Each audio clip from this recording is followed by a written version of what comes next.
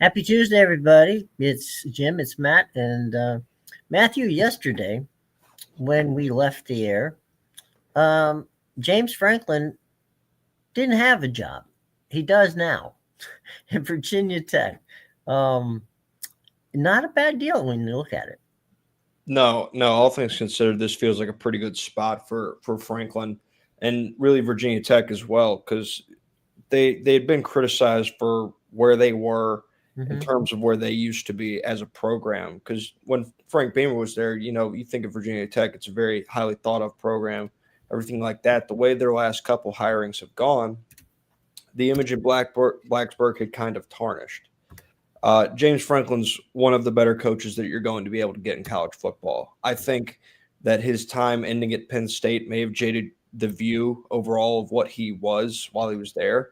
I think they got honestly a steal, and it's a coach that everybody's probably going to look at and go, well, they feel like they kind of fit together in terms of where they are on the scale. And I think that they got a coach that was worthy of getting a job like a Florida or an LSU or an Auburn,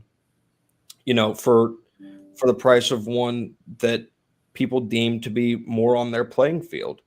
And I think it's going to be very beneficial for both sides long term. It's funny that you brought up. Remember what was it, yesterday? You talked about revenge.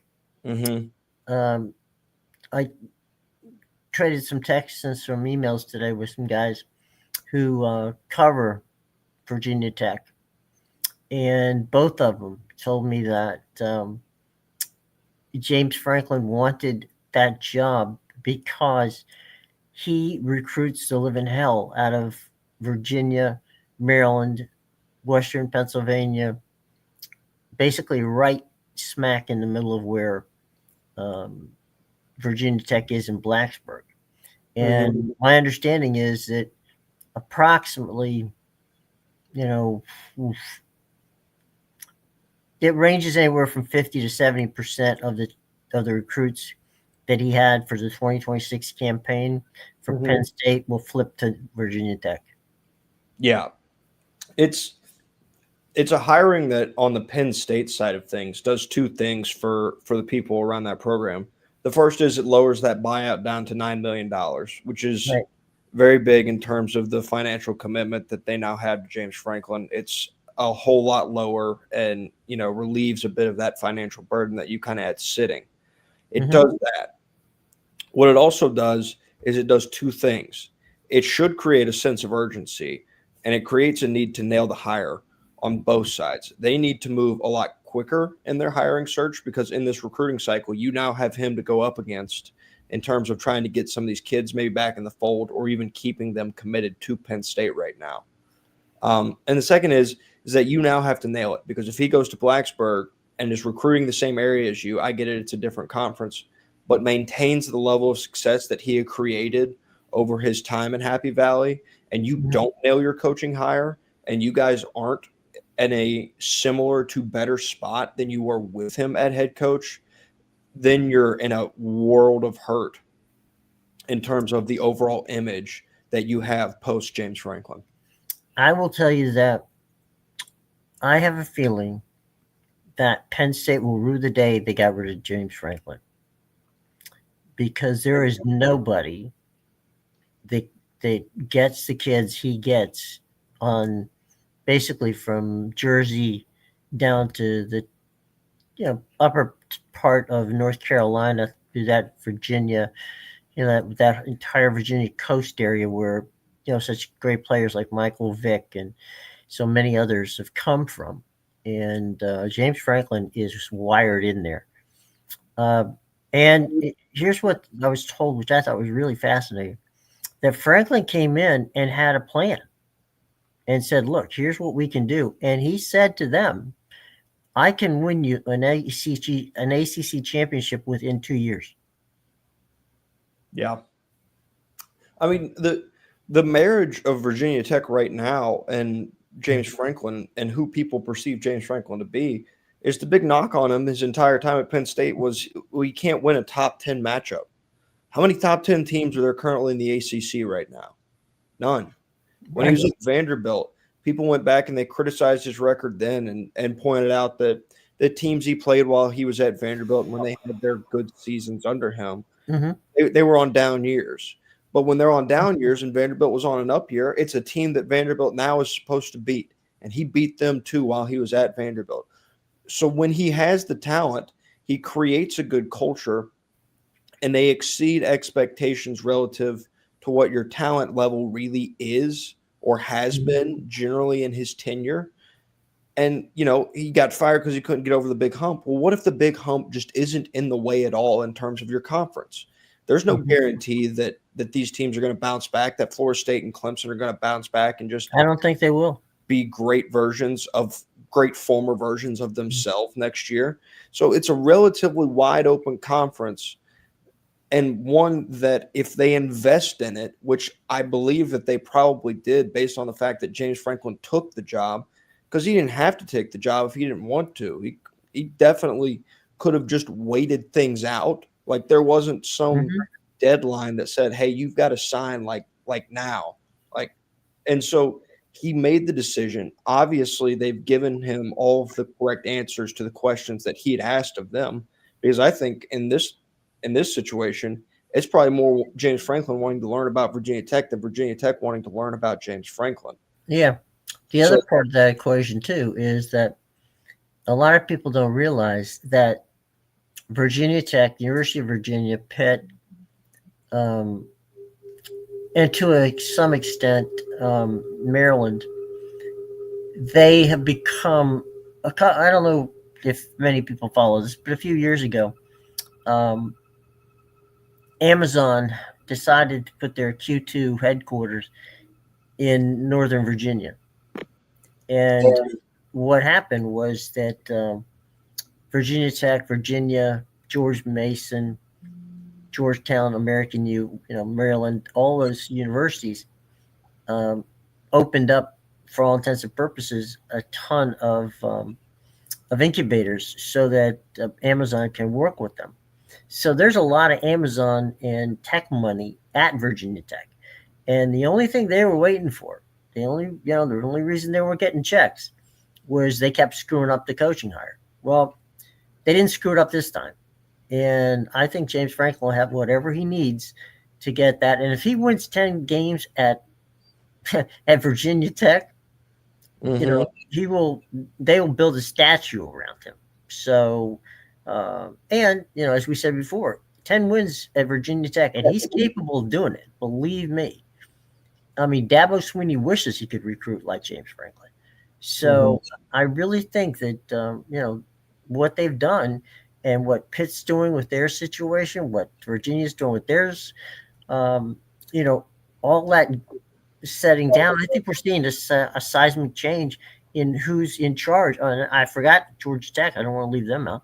A seismic change in the ACC. yeah, definitely, because the powers that be now in Florida State and Clemson, they're both suffering down years.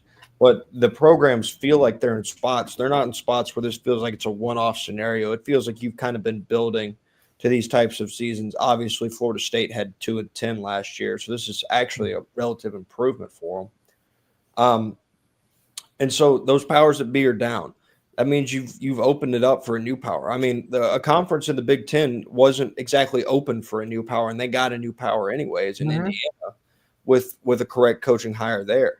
This is one that I think is going to age very well in terms of where it's headed for Virginia Tech and James Franklin, and one that I just have a very hard time finding a silver lining here for Penn State, other than the fact that they don't have to pay money.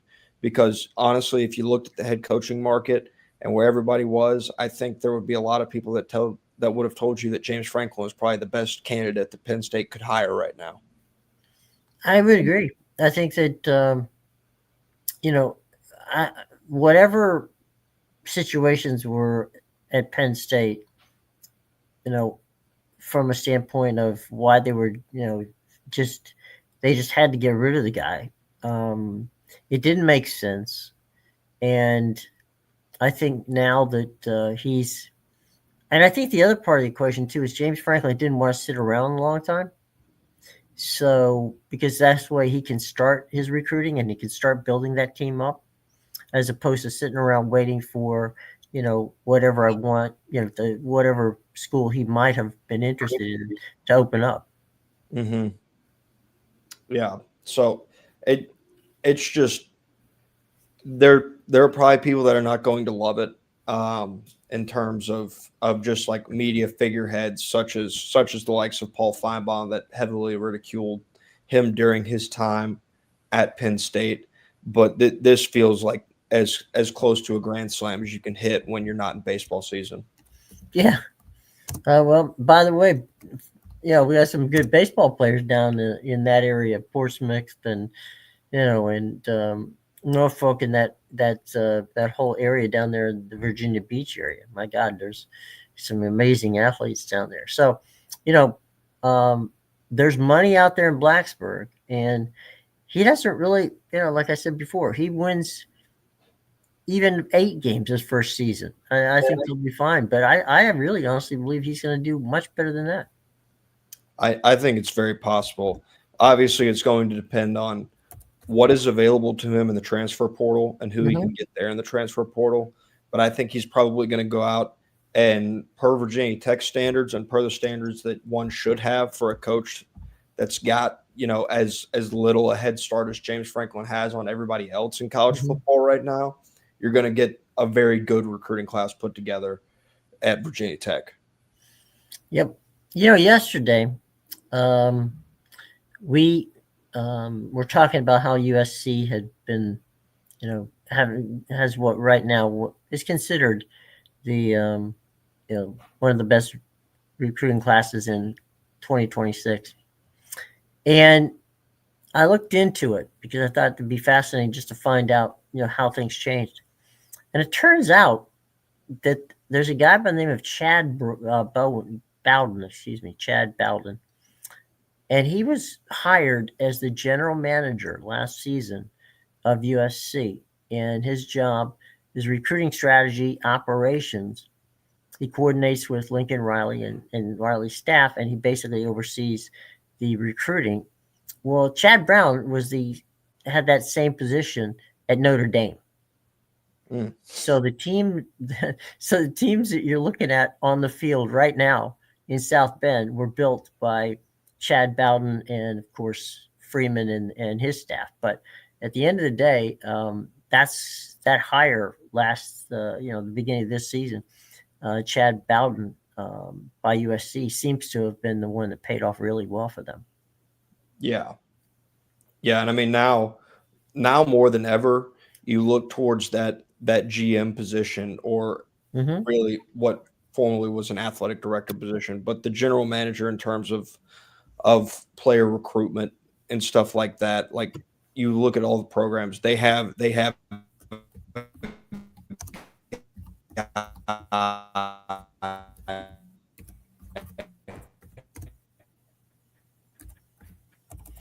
We can't hear Matt at the moment, but hopefully he'll be back here in just a second. His mic kind of crashed on him.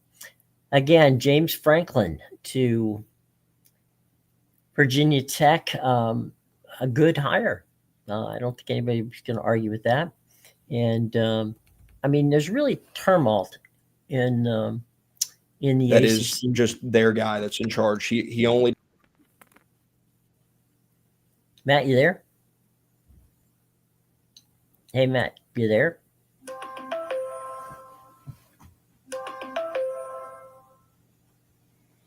Okay. While we wait for Matt to work on his audio, um, I think that you're back there, Matt. Let's see. There he is. Okay. my computer just It just crashed on you there, buddy. yeah, it That's was okay. It happens. It weird. happens. Not to worry. Not to worry. Um, we were just talking about Franklin and about the hire, and look, you can. I know there are a lot of FSU fans out there, and I have no bone to pick with FSU and Clemson and North Carolina, but you could not have drawn up a worse scenario for those three schools than what has happened this year. No. Now, North Carolina is a bit of their own fault. That was their hiring decision. This is year one of their hiring Mhm. decision, and it's turned out the way that it's turned out. Obviously, not exactly what you hope for when you're hiring a guy who's won 5 Super Bowls for your program to look like. But that's kind of what they're stuck with now, in terms of a long term commitment to him.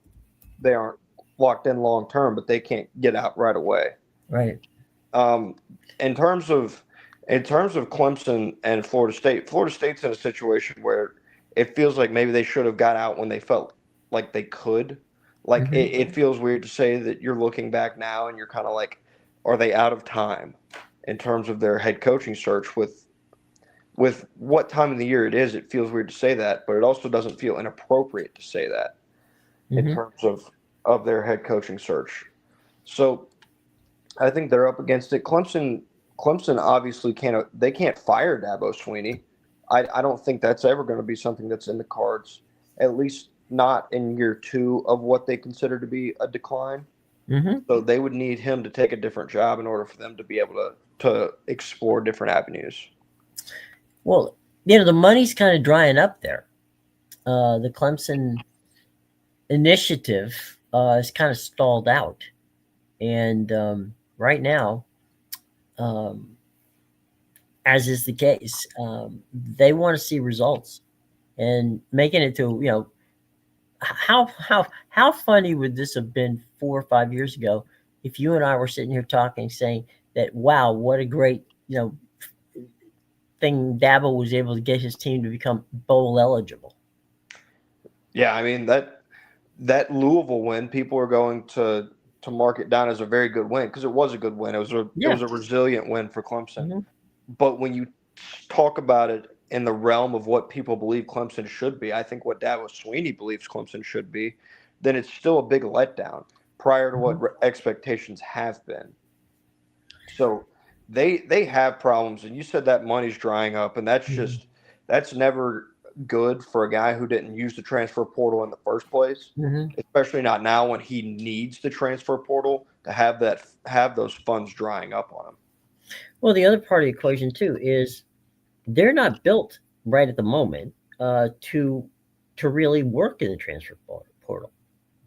So they'd have to go out, and we just talked about Bowden at USC. They'd have to go out and hire a Bowden esque type person to help them.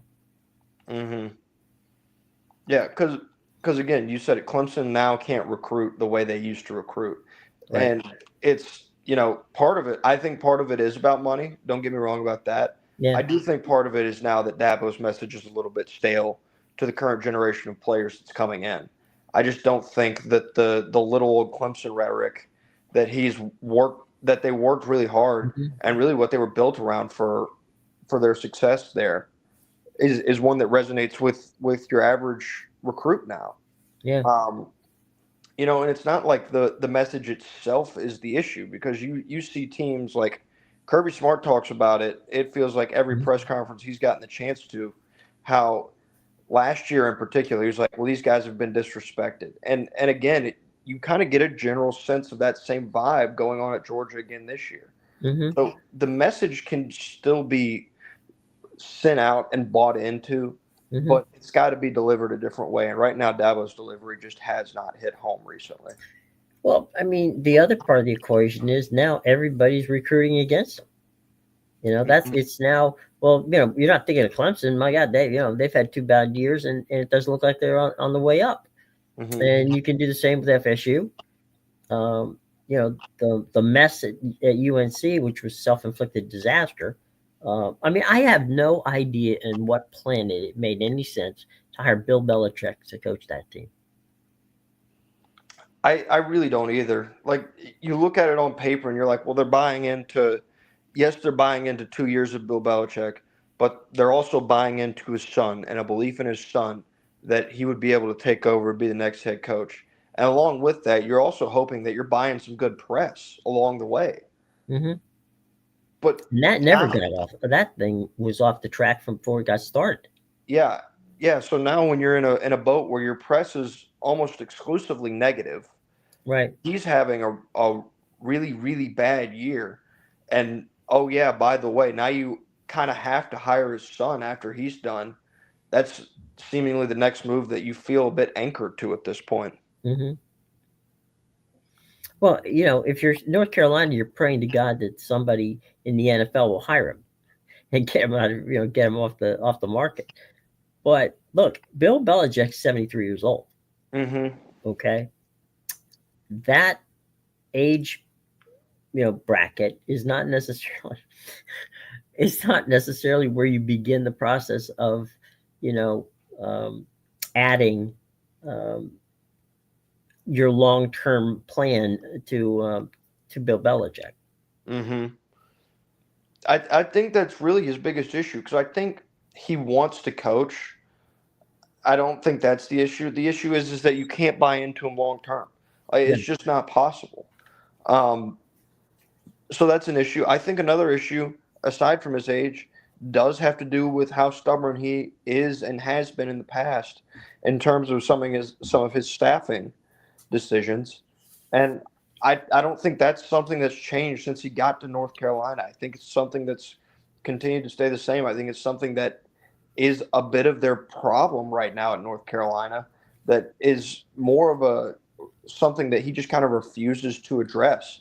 Talk about Michael Lombardi being part of the problem seemingly in Hmm. terms of hiring. Like that was supposedly a reason that he didn't get NFL jobs is because he wanted him on staff with him, and these teams didn't feel like it was worth having Bill Belichick if Michael Lombardi came with him. No, it's not a package deal that is a winner. And the other odd situation is that for all intents and purposes, Arthur Blank wanted Bill Belichick Mm-hmm. until he met him and then he didn't want him. Mm-hmm. Uh, Arthur spent, I mean, my God, how long did almost 2 months, where the two of them were, doing everything short of doing DIY classes at Home Depot. Uh, but when it really came down to it, Arthur just realized, you know what? There's a reason why Bill hasn't won without Tom Brady, Mm-hmm. and I'm not saying that in any way, shape, or form that Bill Belichick is not a great football coach. That's not the truth. That's not what I'm saying. What I'm saying is that Bill Belichick, as you just alluded to, is set in his ways, and that And by the way, he never had to recruit kids at, into New England. Okay, Mm-hmm. that's not how it worked, and didn't have to worry about it. So at the end of the day, I got to think that rather it was rather curious hire in the first place. It didn't work out, and somehow, some way, there's going to have to be a parting of the ways. And frankly, you know, the one place I thought Belichick would have gone and would have been probably successful was to Navy, because that's where his dad actually first started coaching. Mm-hmm.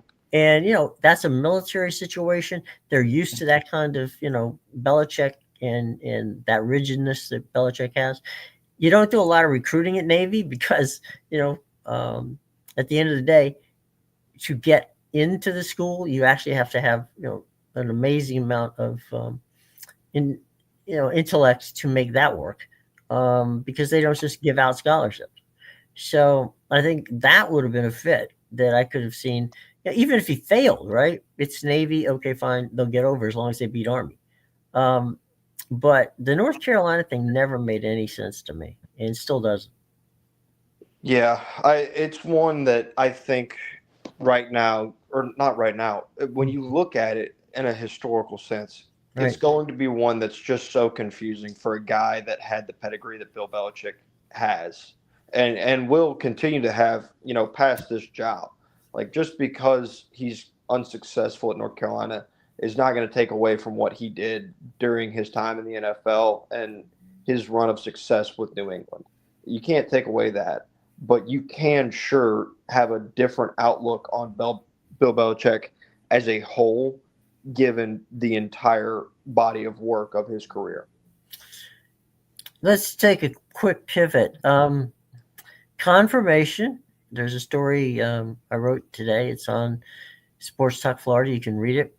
That actually members of Lane Kiffin's family were indeed in Baton Rouge this weekend, and they were in Gainesville this weekend. When they got to Gainesville, they were met at the airport by Coach Spurrier, who took everybody around and showed them, the town, the facilities, and all that, and mentioned to them about the fact that there's a beach house right next to his, and wouldn't have too much trouble finding a buyer if Mr. Kiffin wanted to go down there, and have the summers to go fishing with Spurrier and the rest of the time to coach a football team. So we don't know what's going on there, frankly. I don't think he's going to LSU. Uh, Yesterday he appeared on Pat McAfee's show, Mm-hmm. and he said that that no, there's no ultimatum. Mississippi didn't give him an ultimatum. Yes, there's a contract. Yes, there's been discussions between his agent and you know outside sources.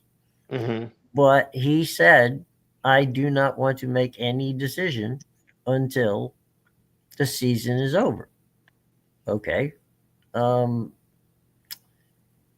I guess we can wait for that to happen. But things are getting really bizarre in the Kiffin situation. Um, he's right now coached um, his best coaching job of his career. Mm-hmm. He's at 10-1. If you Some may or may not remember, this is his sixth year. Um, 7 years ago, he was the head coach at Florida Atlantic. He didn't get it when there were openings. One of which, by the way, happened to be the University of Florida at the time. He didn't get an interview. Mm-hmm. So now he's done really well in Oxford. What does that do? And this is more of a question, might even be a hypothetical. I don't know. What is he? Does he tarnish his record if he leaves Ole Miss? I mean, he can't leave if he leaves Ole Miss before they go to the playoffs, or potentially how that works out. That would be an amazing an amazing situation.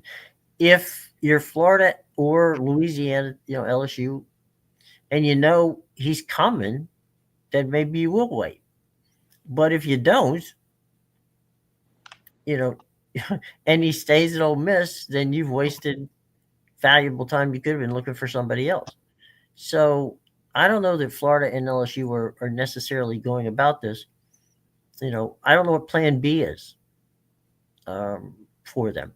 Now I'm sure somebody does, but at the moment I don't see it. Yeah, it's interesting because you would expect everybody involved to kind of want a resolution. Right, Well, everybody except for Lane Kiffin, right. because Lane Kiffin's perfect world is that he goes on, he does great things this postseason with Ole Miss, and he gets the credit for those things, and then in his ideal world, maybe then he goes to Florida and takes $90 million guaranteed. Hmm. Or at least that's the number that I've heard floated around. I got 3 years at 90, and if he signs a 4-year deal, he gets 10 million. It's $100 million. Wow. Um, so ideal world for Lane is that he's successful at the end of this year, and then he goes and takes the money, supposedly an end all be all. But for Ole Miss, it sure it'd be fine and dandy if that happened, but unless that ending is a national championship, Hmm. then you probably don't feel very good about the trade off that you've had. Right, I think the same goes for Florida. Why would Florida want to wait on their guy to go through a playoff run when you could be building a recruiting class in the place that you're going to be for your foreseeable future? right. And obviously, the same would be with LSU. I don't think he's going to go to LSU either. Um, but Lane is the only guy that benefits from there not being a standoff of sorts for Right. him. So it's very interesting if that is the case, Mm-hmm. because it means that maybe Jimmy Sexton does have a little more power in the likes that Jeff Landry has alluded to. But and it also just ruins everything that he could be doing in another school, and everything that his current school, Ole Miss, could be doing without him as well. Right. And I don't know. I think this is one of those cases where Lane wants his cake and eat it too, right? Hmm. He wants to go off, not leaving Ole Miss without a resolution as to how the season ends. And then at the end of the season, bow out gracefully. We don't always get what we want in situations like that. Hmm. And if Lane Kiffin were, he keeps saying, I don't want to do anything during the season, don't want to do anything during the season, fine. Then why the hell was your family flying around to LSU and to Florida this weekend? Yeah, that's a very fair and fantastic question, because for all of this talk of him not wanting to do it during the season, which it could be true and genuine talk about him not wanting to do it during the season, you aren't acting like it. It's still very public, everything. And whether or not you don't want to do it through the season, if that was true, you would have kept it a lot quieter than it's been. But you haven't. This has been a game that you've been playing for a while with not only your fan base, but other fan bases. Oh, and by the way, the roster that you have as well. Mm-hmm. I think it's incredible that Ole Miss has been able to maintain focus and a level of performance that they have with Right. all of the outside noise. I mean, it's impossible not to hear if you're those kids. So I think it's really incredible what they've done this year, to be honest with you, outside of the coaching aspect. What I'm a little interested in, I mean, look, Jimmy Sexton is Jimmy Sexton, all right? He is kind of like Scott Boras is in baseball. If you want to stay where you are, he will get you the most money on the table. If, on the other hand, you want the most money and you don't care where it is, you know, maybe two or three different places you would consider, he'll do that. So, I think that Lane Kiffin is playing games? I don't, but I don't think he stopped Jimmy Sexton from doing it.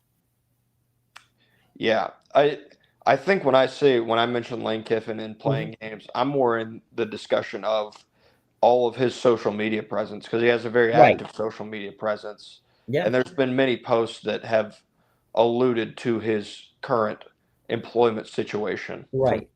Mm-hmm. Yeah. Lane's always been active on social media. There's no question about that. And, and we'll have to see how that plays out. Um, I mean, because right now, Ole Miss is at a record that they haven't seen since the early 1960s. hmm And even though they need some help, they have a very legitimate path to the ACC championship as well. Like Mm-hmm. it's not out of the realm of possibility for both Texas A&M and Alabama to lose on that last weekend of the season, and Right. Ole Miss to find themselves in Atlanta. That's Right. not out of the realm of possibility. You Mm-hmm. have such a special season for that university just Mm-hmm. of itself, and everything that Ole Miss has done and that football team has done has been overshadowed by this Lane Kiffin coaching search. And when you look back on it, probably in a few years, depending on what they do postseason, this season may only be remembered for what Lane Kiffin did as opposed to what Ole Miss did throughout the year. Accomplished. Right.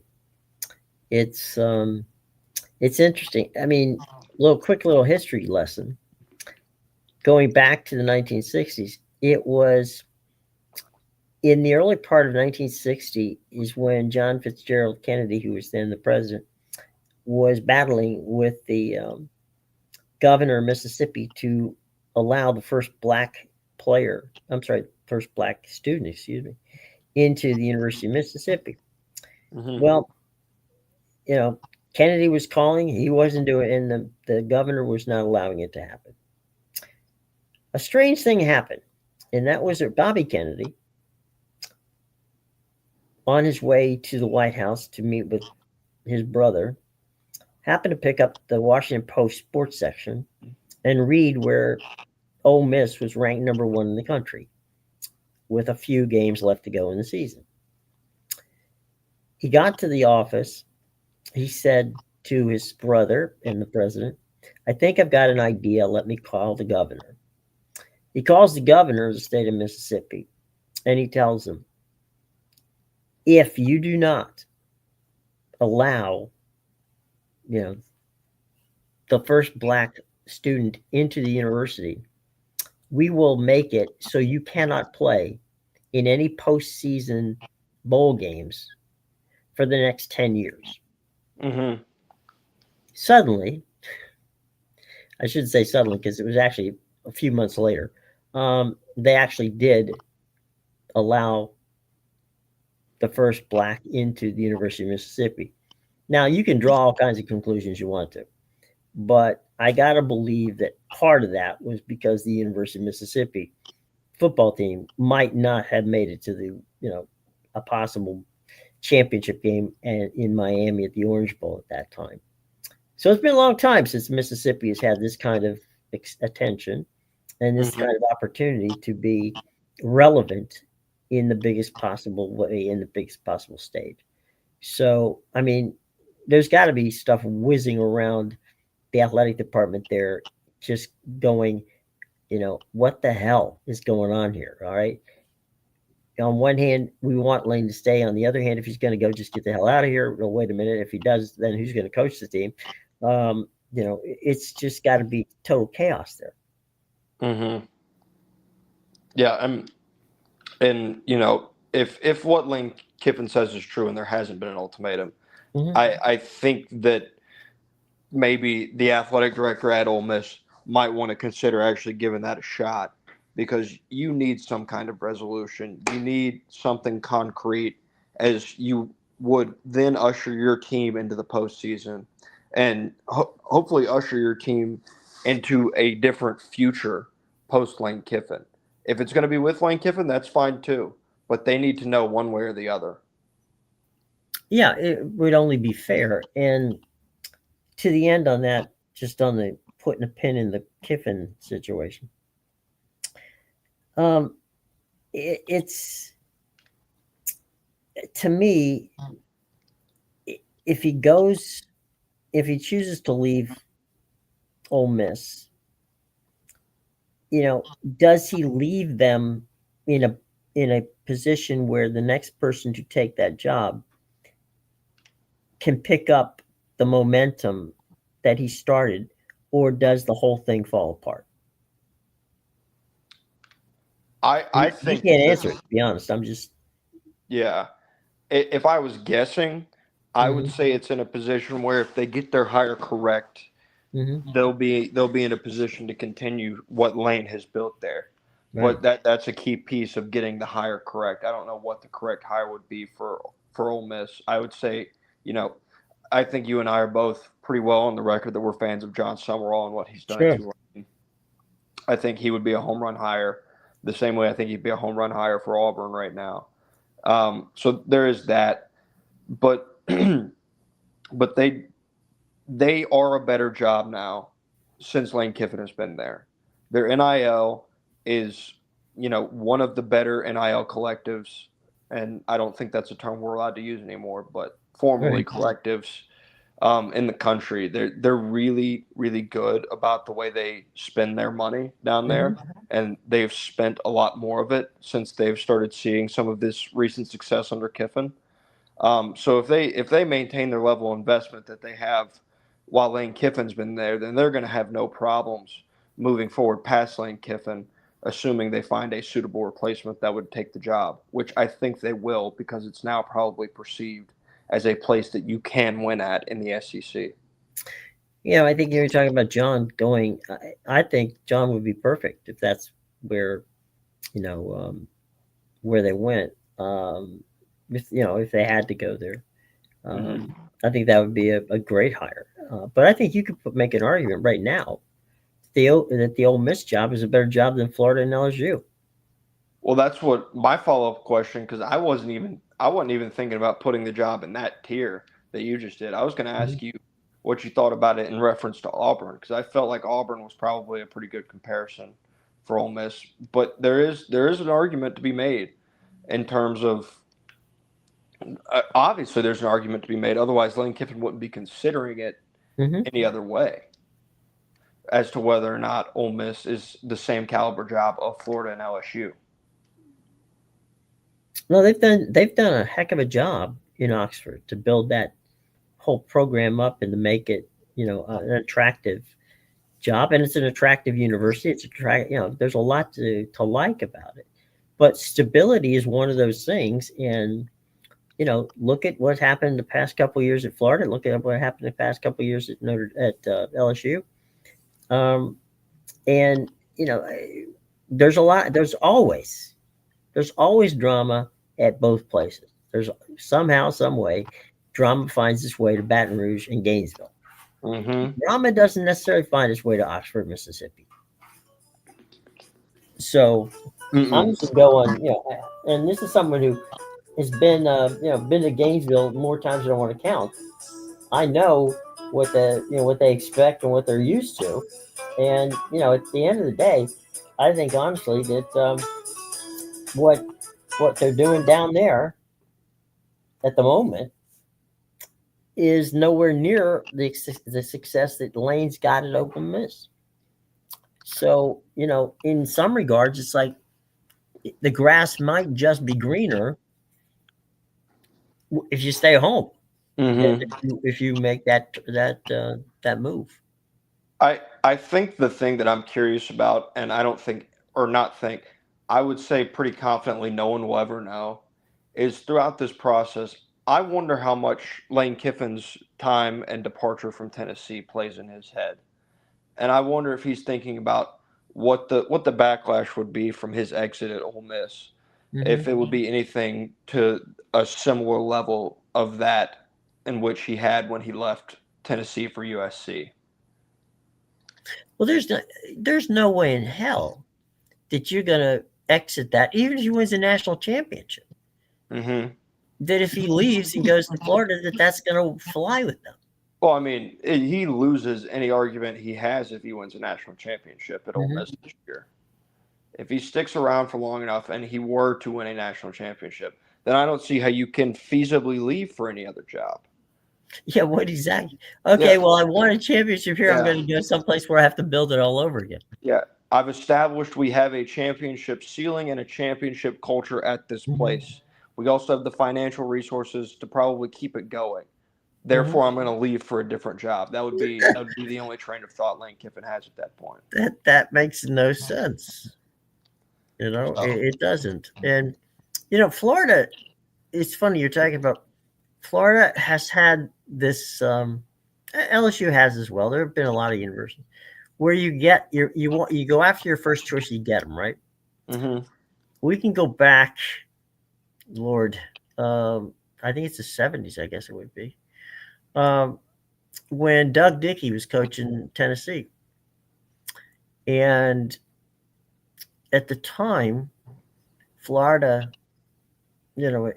was pondering what was going to happen because they were Ray Graves, who had been the longtime coach there, the guy who recruited Steve Spurrier to Florida, was going to hang hmm it up.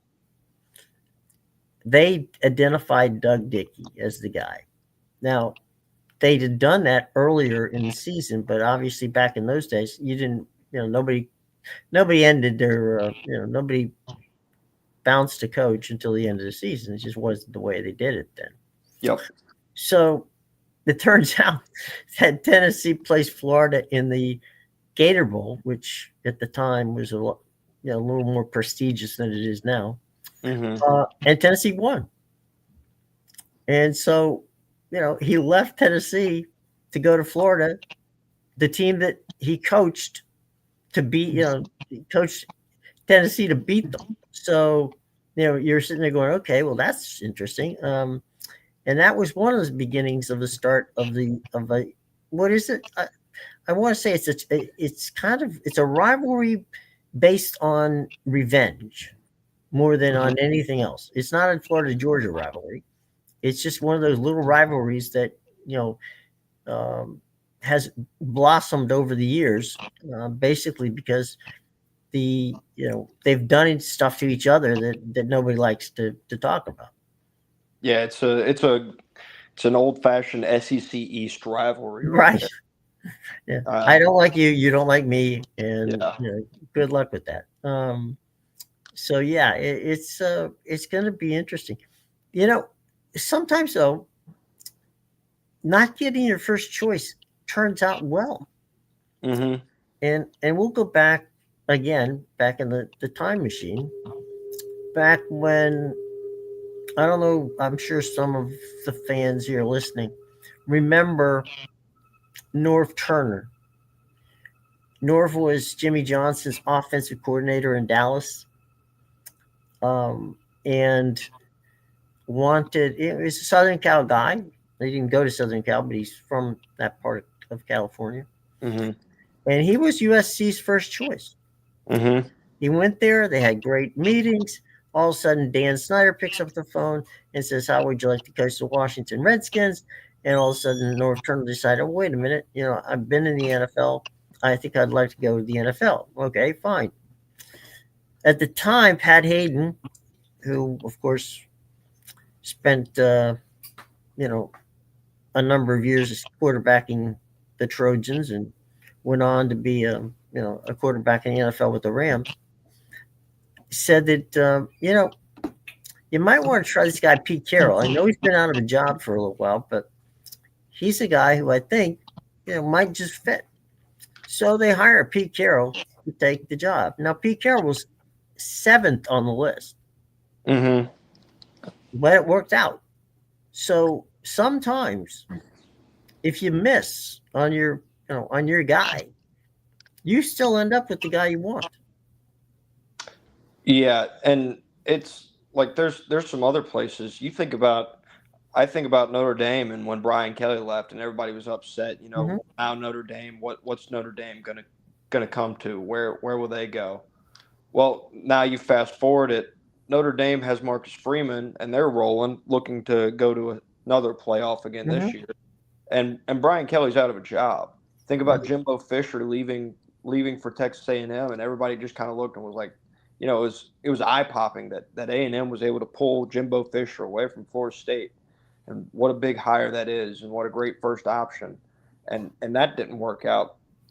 So there's a lot of places where the first option is the wrong option. Mm-hmm. Just because it's the big hire doesn't mean it's always a great hire. And that could ring true at one of these places. Is would Florida or would LSU be better off going with a guy that's at a lower tier, or I guess less thought of than Lane Kiffin, less established than Lane Kiffin? Would they Well, be better in a it's case such as yeah, that? it's more than to me less buzz, right? Mm-hmm. There's a lot to be about Lane Kiffin to like, and there's a lot of buzz going on about him. But is it Jeff Brom a better fit? You Mm-hmm. know, are there guys out there who are better fits? And I think that's what you got to look forward as well. Who is out there that who are you got to have Plan B. And Mm-hmm. I do think that Florida has a Plan B. I'm sure LSU has not quite decided what Plan A is yet. But at the end of the day, I think Jimmy Sexton used the LSU trip was just basically to put pressure on Leverage. everybody else. Yeah. I don't think that was really anything of any interest in that I regard. I think it's a real similar story to there's one that Eric Hosmer, Hmm. former first baseman for the Kansas City Royals and San Sure. Diego Padres, Hmm. has used because Scott Boras was his agent. He Hmm. said he at the time of his free agency, I think back in 2013, he had gone to Boston to visit his girlfriend. There was Hmm. nothing baseball related going on, or he had gone to the New England area, I believe is what it was. I don't even think he went to Hmm. Boston actually. He'd gone to the New England area to visit his girlfriend, Hmm. and he was going on a visit, I believe, to San Diego actually. Hmm. And his agent Scott said, "Hey, like where are you leaving out of? And he said he was leaving from like a smaller, more local airport. He said, no, no, Hmm. no, we're gonna get that changed. He said, I'm gonna have you fly out directly out of Boston out there to San Diego. He's like, well, Hmm. why? Like, I gotta drive like an hour to get into the city. And Hmm. he said it's not about it's nothing related to the travel itself. He said, I want the people in San Diego to see that you're coming from Boston. Hmm. It's it was a completely non like it's a non factor where he was, but just the location alone was enough to make somebody think that it was something.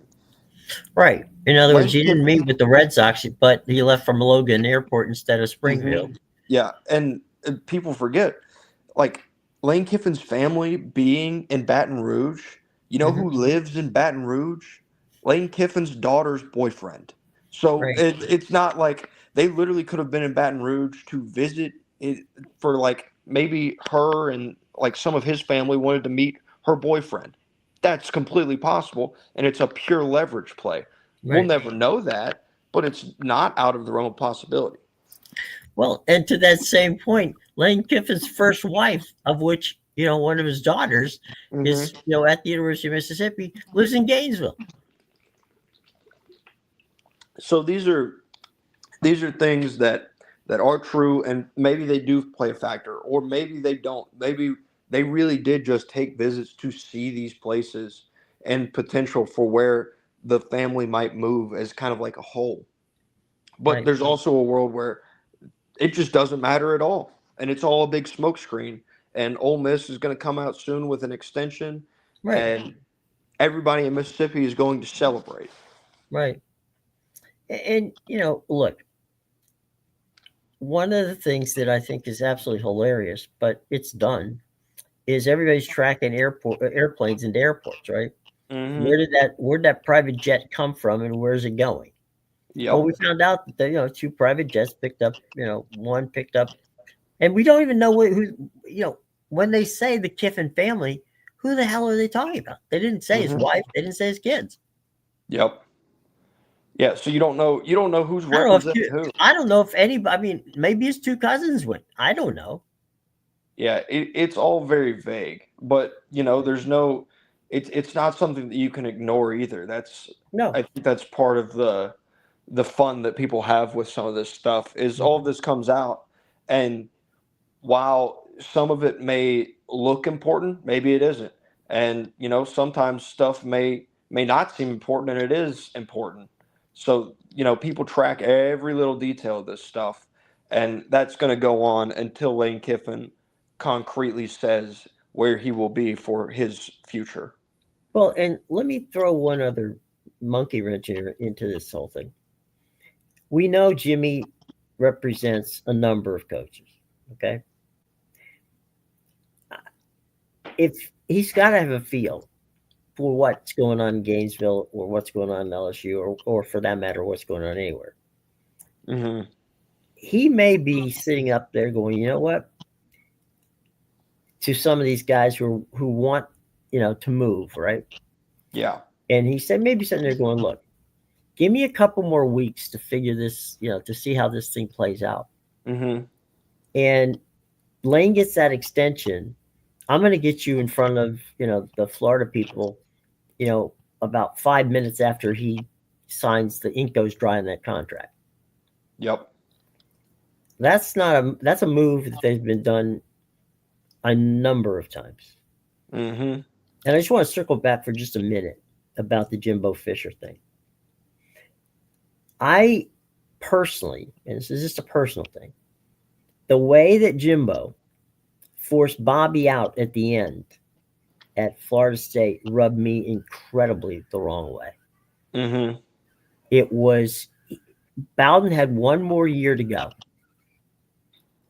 on the deal.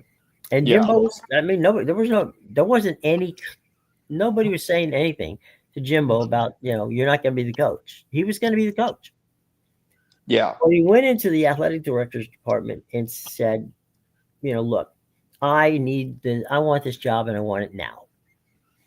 And so they said, well, what happens if we don't give it to you? And he said, well, I'll go. I'll leave. or they didn't want him to leave. All right, fine. So Bowden has to go. You know, and this happens in the middle of the season. It doesn't happen at the end of the season. So Bobby doesn't get his, his farewell tour situation. He's Yep. summarily, treated like somebody who didn't actually put Florida State University's football team on the map because Jimbo Fisher couldn't wait a damn another year. Yep. So from that point on, I had zero respect for Jimbo Fisher, and I couldn't even begin to. I mean, he caused so much grief at FSU in the athletic department that it was chaos there. I mean, nothing they did was good enough for Jimbo Fisher. Mm-hmm. So why, in God's name, if you're Texas A&M, do you want Jimbo Fisher? Great question. It's a great question. They wanted the name Jimbo Fisher, Yeah, and what he had done, winning that national championship at Florida State, is it was something that A&M could sell to their fans, and they did right. sell it to their fans, and it was a very successful selling point. I remember everybody being bought in on Jimbo Fisher being the guy, and yeah, it's going to take him a couple years, but once he gets to really year 3, that's when that program was going to turn around. And it just never did. It was a bunch of empty promises from Jimbo Fisher, and what is honestly a very real chance at being his last coaching job ever. Um, so, Well, it might have ended up that way. it may not have been the intention, but the way things went down, it may have been the result. So, and I mean, let's not forget, while Jimbo Fisher was there, I know this is a quick aside, he wasn't exactly, making friends. I remember he called Nick Saban out very publicly at the podium, despite their past relationship. So there was that as well. And I mean, he just came out and rubbed seemingly the entire general public of college football the wrong way while he was at A&M. Well, there was a little bit of Schadenfreude, which is a German term, basically saying, you wish people ill. And there was a little Schadenfreude at the SEC meetings when Jimbo was at the podium, and word broke literally the moment Jimbo stepped to the podium. It was announced that Texas and Oklahoma were coming to the SEC. It might have, you might have been able to see, Buffalo run away from, in a stampede faster than the media ran out of Jimbo Fisher's press conference to find out what the hell happened with Texas and Oklahoma. There was like 4 people, and 2 of them were from Tallahassee, and 1 was from College Station that was in that press conference. Yeah. So there was a little bit of payback there for Jimbo's being, not necessarily a friendly face to the Southeastern Conference public relations team. Yeah, which that's just more evidence of the way that Jimbo Fisher rubbed people during his time in the Southeastern Conference. Well, I'll tell you what. Good on James Franklin. I hope that he does well at Virginia Tech, and wish him nothing but success. We will stay with our ears to the ground and our flight patterns to figure out what's going to happen to Kiffin. But one last update here before we get out, and that is the Steelers quarterback Aaron Rodgers, who broke his wrist on his non-throwing arm, is listed as possible for the game this week against the Chicago Bears. If he doesn't get the start, it will probably be Mason Rudolph who replaces him. So we'll keep an eye on what's going on with Rodgers. He hurt it during the game against Cincinnati, and we'll see if how things progress as the week goes by. Normally, you can play with that depending upon how badly the fracture on that injured non-throwing hand is. Mm-hmm. but we'll see. Yeah. Um, I'll toss this out just as a final thought. Okay. Sam Levitt has there's a report out from On Three's Pete Nakos about him likely not returning to Arizona State in 2026, Mm-hmm. and that his camp is quote shopping him at a high level.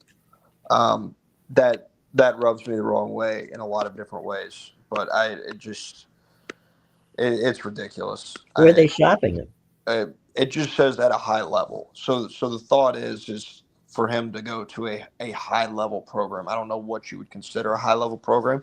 I guess what you consider a high level program is probably something where you may be looking at where's Lane Kiffin going, Hmm. and wherever he may be, that I would consider that probably a good destination for Sam Levitt. But the report is that he is unlikely to be an Arizona State Sun Devil next year. Well, that's unfortunate because you know we like the coach out there, we like the team out there, and it is the state of the play of college football these days. Free Mm-hmm. agents they are, if that's what they want to be. Um, it's something that you know I would understand it. Let's say if they were going to have a coaching change, or if he felt he didn't get his proper opportunity, but none of that was true. So I don't know. That's interesting to say, and it it can't that kind of thing has to rub the team the wrong way. Mm-hmm. We know the coach is going to be pissed, but that's got to rub the team. It seems like, wait a minute, we're not good enough for you. Yeah. So my guess is he's not going to land anywhere in the Big 12 because of you know that's not going to happen because Mm-hmm. you don't want him ending up playing one of these guys. Uh, Now, so I, I don't I'm know. I was just going to throw this out here because it's Sure. something that I found relatively quickly. There is a screenshot that Sam Levitt's brother, Dallin, has posted of Mm-hmm. a supposed text exchange with Pete Nakos, where Hmm. Pete Nakos texted him and said, "Hope everything's going well," listed his name, and said he wanted to give him the heads up that they were going to report that Sam was expected to enter the transfer portal and doubtful to return to Arizona State.